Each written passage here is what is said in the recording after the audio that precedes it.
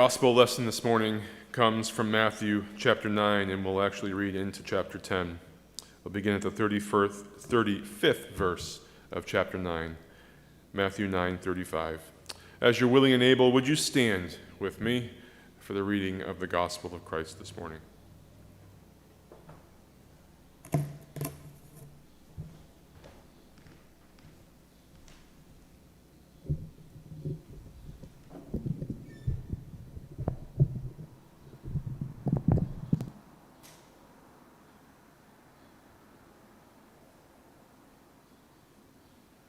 Gospel according to Matthew, chapter, beginning at verse 35.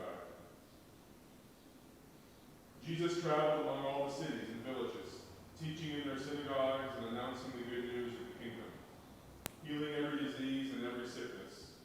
Now when Jesus saw the crowds, he had compassion for them, because they were troubled and helpless, like sheep without a shepherd. Then he said to his disciples, "The size of the harvest is bigger than you can imagine, but there are few workers.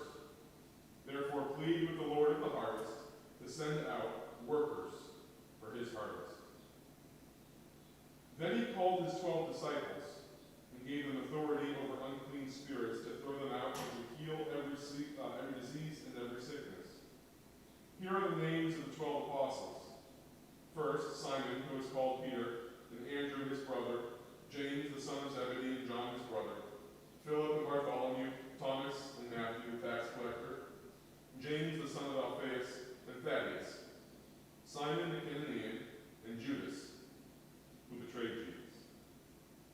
Jesus sent these 12 out and commanded them, "Don't go among the Gentiles and the Samaritan or into a Samaritan city. Go instead to the lost sheep, the people of Israel. As you go, make this announcement: the kingdom of heaven has come near. Heal the sick, raise the dead, cleanse those with skin diseases, and throw out demons. You receive without having to pay. Therefore, give without demanding payment." This is the gospel of our Lord. Praise be to him, the Christ.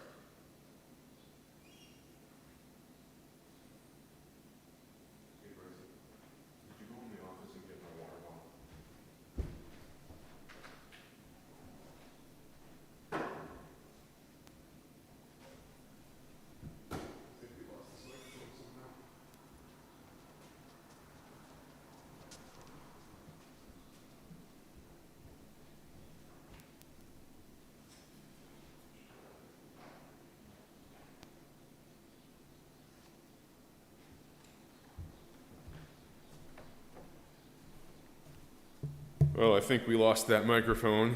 I don't know if you were able to hear that or not. It doesn't matter, because I'm actually going to walk through that text for the sermon this morning. Just bring it right to me.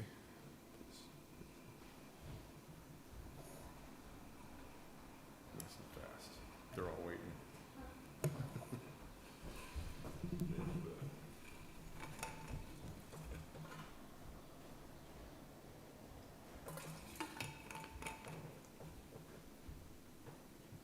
Sorry about that. This gospel text, Matthew chapter 9 and into chapter 10, it's written at a time when Jesus was talking primarily to his disciples. If we think of the Gospel of Matthew as a whole, we remember that Matthew's really long. It's one of the longer Gospels. And as a whole, there's a trajectory. We remember, because we read it just last week, actually maybe the week before, that Jesus sends his disciples to the whole world, right? This is the Great Commission. Go ye therefore into the whole world. But that's in Matthew chapter 28. This morning we're in Matthew chapter 9. We see another sending of Jesus' disciples, but here he sends them specifically to the people of God, to Israel. There's a significant theme of discipleship in the Gospel of Matthew. The word disciple is all over the Gospel of Matthew. And Matthew's gospel is written, it seems, in great part to the church, the people of God. There are certainly elements that tell the church what to do beyond the church, beyond the bounds, the parameters of the people of God. But much of what we read is meant to form and shape a people, a community. Community is a big deal in the Gospel of Matthew. The people of God, the church. Did you know that the word church is only of the Gospels, is only in Matthew? The word church isn't in Mark or Luke or John, but it's only in Matthew and only 3 times in Matthew. But that said, because it's in Matthew, we understand that Matthew is greatly formative for the church, the community of God, the people of God. So here we are in chapter 9, and Jesus sends his disciples out to do certain things, and we're going to look at those specific things here in a second and what he tells them to do. But we need to keep in mind that this is for us. This was for his inner circle, for those who have committed their lives to the cost of discipleship. What is the cost of discipleship? What does it cost to follow Jesus? Why did Jesus die? These are things that I'm wrestling with in these days. What does it cost for us to be in the church? As we begin to think about what it looks like to come back just in our church, I know a lot of you are joining us this morning who aren't a part of North Street necessarily, but let me talk to my church here for a second. You're welcome to join in anytime you want. But what does it look like for us to come back together? I am wrestling with this in these days. Who God would have us to be. Certainly we've been saying from the beginning, this changes everything, right? The pandemic, this changes everything. And then once we got several weeks into the pandemic, we started to see some significant unrest in the nation in which we live, which has gone throughout the world now. And there's a lot of unrest about a number of things. And so when we think about what it looks like for us to be the church together, both now and when we can gather together in larger groups, what does that look like? It seems to me that there will be some significant differences than us just coming back here every week and sitting in our padded pews and singing some songs that we like and getting some encouragement from the pastor. And so as we hear this text this morning from Matthew, I want you to ask yourself, what is the cost of discipleship for me? Not for Pastor Jeremy, I'm working on that myself, but for you, what is the cost? What does grace cost? Of course, it's free. It doesn't cost anything to you, but there are costs. There are sacrifices. There are things that we give up when we choose to follow Christ. It's also in Matthew where Jesus calls his disciples to pick up their own cross and to follow him in the cost of discipleship. And so let's look at this text. It says in the beginning, this is verse 35 of chapter 9, Jesus traveled among all the cities and villages. And so Jesus, before he sends his disciples out, gives us an example. Here's what it looks like for the work of God, for the kingdom of God. Another big theme in Matthew. What does it look like for the kingdom of God when his people go out, when citizens of the kingdom of God go out and do the work of the kingdom? So what was Jesus doing traveling among all the cities and villages? It says he was teaching in their synagogues. And whose synagogues? So the people of God. Remember, the people of God at this time is Israel. It's the Jews. They are the people of God. And so Jesus is teaching in their synagogues, announcing the good news of the kingdom. What is good news? Well, I think anyone can understand who understands any piece of the English language. Good means good. It's beneficial. It's freedom. It's liberation. It's healing. Good news means that we tell people what is good in the world. What is good in the world? So he's announcing the good news of the kingdom, healing every disease and every sickness. Now, I think quite often in our minds we go to physical ailments, and we should, because he surely does that. But we see in the teachings of Jesus that there are diseases and sicknesses that go beyond physicality. There are sicknesses and diseases of the heart, sicknesses and diseases of the mind. Sickness and disease goes to every element of what it means to be a human: mind, body, and spirit.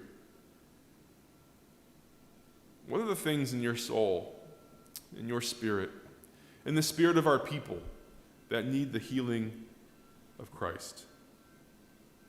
Verse 36, now when Jesus saw the crowds, he had compassion for them. What does it mean for Jesus today to see crowds and have... How are you viewing the crowds you're seeing in these days? Are they simply a disruption in your life, in the news cycle, in the societal patterns of the United States? How are you seeing the crowds on the screens in front of you? Jesus, when he saw the crowds, had compassion. Why? Because they were troubled. Because the crowds were troubled and helpless, it says. If Jesus has compassion for crowds who are troubled and helpless, what is our posture? What is our perspective on the crowds that we see today who are troubled and helpless? Jesus doesn't seem to wait for them to figure everything out and to stop sinning and to stop being destructive or violent, but Jesus has compassion for them as they are in their situation. He says, they are like sheep without a shepherd. We'll come back to that. And then he says, this is verse 37, then he says to his disciples, the size of the harvest, the work in front of us is huge. It's bigger than you can imagine. Do you feel that weight, church? Do you feel the weight of the task ahead of us? The size of the harvest is bigger than you can imagine. There's plenty of things to be done, Jesus says, but there are few workers. Therefore, plead with the Lord of the harvest to send out workers for his harvest. In chapter 10, it says he calls his disciples, his 12 disciples, and he gives them authority over the unclean spirits to throw them out and to heal every disease and every sickness. This isn't something that we just ask Jesus to do. Dear God, please help this nation. But these are things that we go out and do because he has sent us to heal, to see the sickness, and not to recoil from it, but to be present within it. Don't worry about associations, brothers and sisters, and what people might think because this part of this group says this thing, and so we want to associate. Jesus is with the crowds in their troubledness, in their sicknesses, and he gives us the authority as his disciples to go and do the same. And then Matthew does a really interesting thing here. He names the 12. Why does he name the 12? Is this for Bible trivial pursuit? No, it's not. Listen to these names. He says Simon, who's called Peter, and Andrew, his brother, James, the son of Zebedee, and John, his brother, Philip and Bartholomew, Thomas and Matthew, the tax collector, James, the son of Alphaeus and Thaddeus, Simon, the zealot, and Judas, who betrayed Jesus. Do you hear the diversity in this group of 12 people? We've got Matthew, the tax collector. That means he works for Rome. That means he's an agent of the state. That means he works for the IRS, so to speak. And Matthew, he calls Matthew to be his follower. And right alongside him, we've got Simon the zealot. That means Simon can't stand the state. All he wants to do is overthrow Rome. And we've got brothers in here, and we've got Judas who will betray Jesus. And Jesus called, these are the disciples. These are the ones that he first gives the authority to go out, to heal sicknesses, and to be with the people. Verse 5, chapter 10. Jesus sent these 12 out and commanded them, don't go among the Gentiles or into a Samaritan city. Go instead to the lost sheep, the people of Israel. And remember, this is what I was saying earlier, that here at this portion of Matthew, at this time, before the resurrection, as Jesus is still teaching, he's just given the Sermon on the Mount in Matthew chapters 5 through 7. And here, just after that, Jesus, he's now sending out his disciples. He says, don't go to anyone but the people of God right now. Listen, these are days in which I believe God is calling his church together. Not to wholly huddle together, not to just protect one another, but to be taught again. This is what the kingdom of God, the gospel, looks like in you and through you and beyond you. What is the cost of discipleship for you in these days? This is a time, like in Matthew chapter 9 and 10, actually, the whole beginning part of Matthew, where we need to hear the formation and shaping of the kingdom of God in our hearts and among us as a community again. And we need to go beyond the good feelings that come with singing some worship songs and coming together and being comforted by one another's faces. There's nothing wrong with those things. But man, has God called us to so much more. Let's open ourselves up to the formation of the kingdom of God in new, old ways. In old ways again in these days.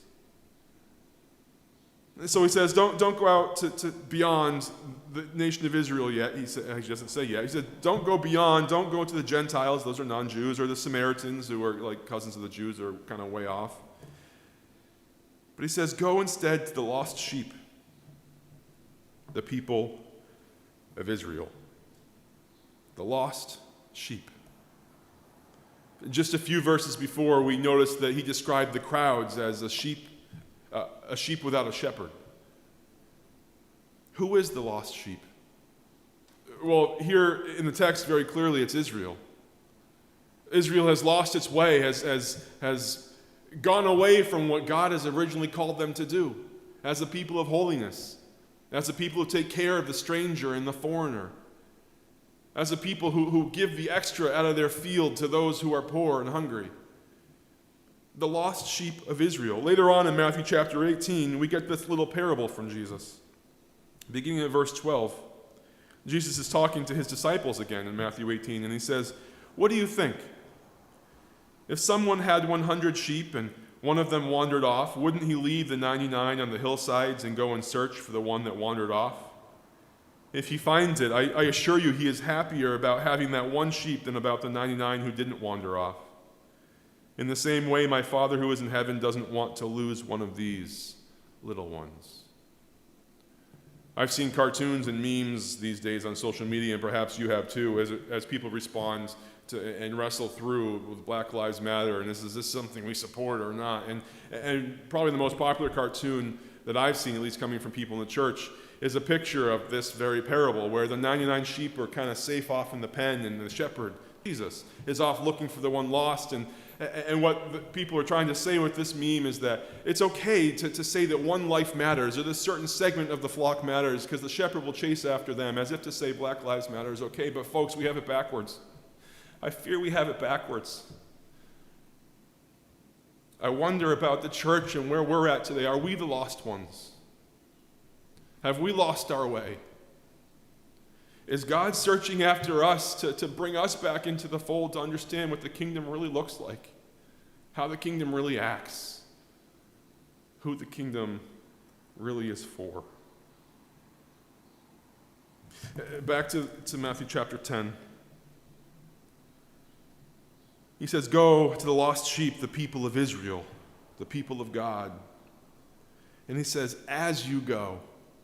This is a popular phrase here in Matthew. It's the same words that we'll receive later on in the Great Commission in Matthew chapter 28. As you go, in your going, as you travel through life, as you journey through life, do these things. Make this announcement, he says. This is the announcement of Matthew, Jesus in Matthew. The kingdom of heaven has come near.